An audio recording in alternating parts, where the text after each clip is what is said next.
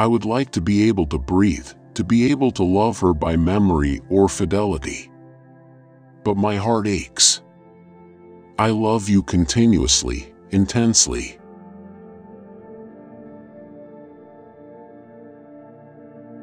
Some people talk in their sleep. Lecturers talk while other people sleep.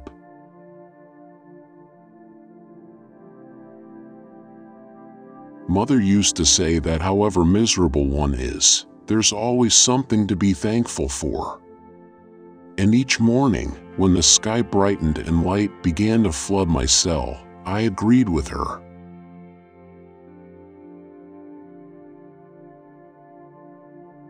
The only serious question in life is whether to kill yourself or not.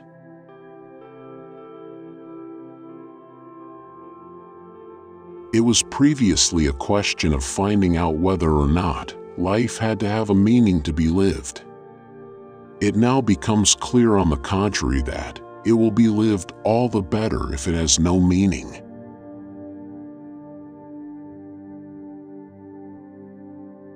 My soul's a burden to me. I've had enough of it.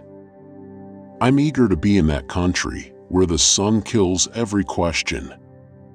I don't belong here.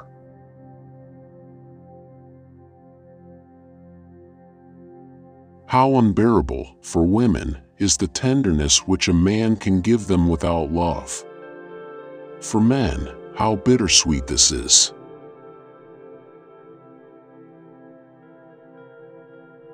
Against eternal injustice, man must assert justice, and to protest against the universe of grief, he must create happiness.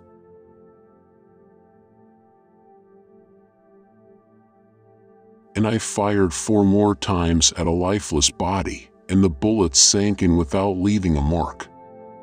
And it was like giving 4 sharp knocks at the door of unhappiness.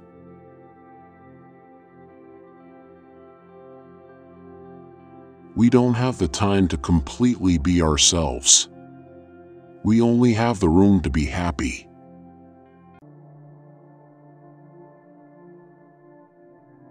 What we call basic truths are simply the ones we discovered after all the others.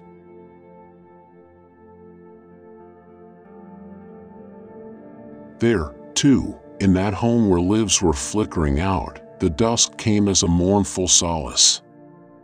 With death so near, Mother must have felt like someone on the brink of freedom, ready to start life all over again.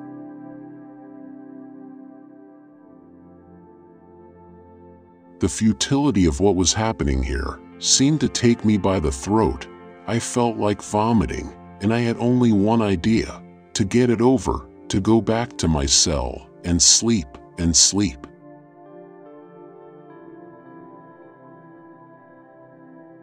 Mother used to say that however miserable one is, there's always something to be thankful for.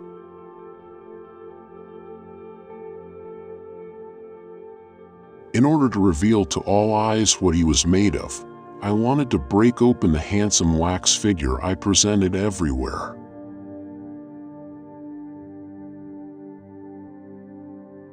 Despite men's suffering, despite the blood and wrath, despite the dead who can never be replaced, the unjust wounds, and the wild bullets, we must utter, not words of regret, but words of hope, of the dreadful hope of men isolated with their fate.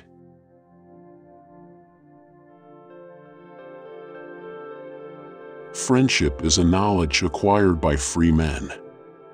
And there is no freedom without intelligence or without mutual understanding.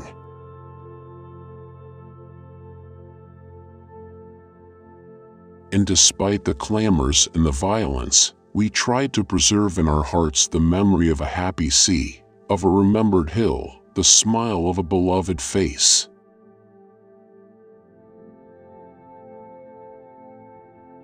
It would take patience to wait for the last judgment. But that's it, we're in a hurry.